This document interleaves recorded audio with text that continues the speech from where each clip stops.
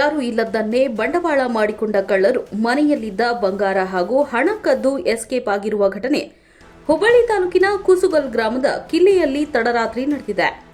ಗ್ರಾಮದ ಕಿಲ್ಲೆಯಲ್ಲಿ ವಾಸಿಸುತ್ತಿರುವ ಅಕ್ಬರ್ ಭಾಷಾ ಎಂಬಾತರ ಮನೆಯ ಬಾಗಿಲು ಮುರಿದು ಒಳನುಗ್ಗಿದ ಕಳ್ಳರು ಟ್ರೆಜರಿಯಲ್ಲಿದ್ದ 1 ತೊಲೆ ಬಂಗಾರದ ಚೈನು ಹಾಗೂ ಅರ್ಧ ತೊಲೆ ಬಂಗಾರದ ಉಂಗುರ, ಮಕ್ಕಳ ಸುತ್ತುಂಗುರ ಸೇರಿದಂತೆ 10,000 ಹಣ ಕದ್ದು ಎಸ್ಕೇಪ್ ಆಗಿದ್ದಾರೆ. ಇನ್ನು ಘಟನಾ ಸ್ಥಳಕ್ಕೆ ಹುಬ್ಬಳ್ಳಿ ಗ್ರಾಮೀಣ ಪೊಲೀಸ್ ಎಎಸ್ಐ ಹೊನ್ನಪ್ಪನವರ ಹಾಗೂ ಸಿಬ್ಬಂದಿ ಹಾಗೂ ಬೆರಳಚ್ಚು ತಜ್ಞರ ತಂಡ ಭೇಟಿ ನೀಡಿ ಪರಿಶೀಲನೆ ನಡೆಸಿದ್ದಾರೆ. ನಂತರ ಮಾಲೀಕರಿಂದ ಮಾಹಿತಿ ಪಡೆದು ಕಳ್ಳರ ಪತ್ತೆಗೆ ಬಲೆ ಬೀಸಿದ್ದಾರೆ. ಇನ್ನು ಮನೆ ರಸ್ತೆಯ ಬ್ರಿಡ್ಜ್ ಮೇಲೆ ಯುವಕರ ದಂಡು ತಡರಾತ್ರಿಯವರೆಗೂ ಕಾಲಹರಣ ಮಾಡ್ತಾರೆ.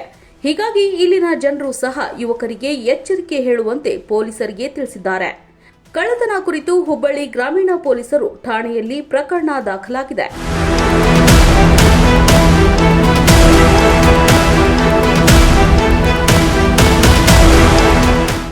ನೀವು ನೋಡ್ತಿದ್ದೀರಾ, ಇದು ನ್ಯೂಸ್ 88 ಕನ್ನಡ, ಸುದ್ದಿಯ ಜೊತೆ ಸದಾ ನಿಮ್ಮೊಂದಿಗೆ.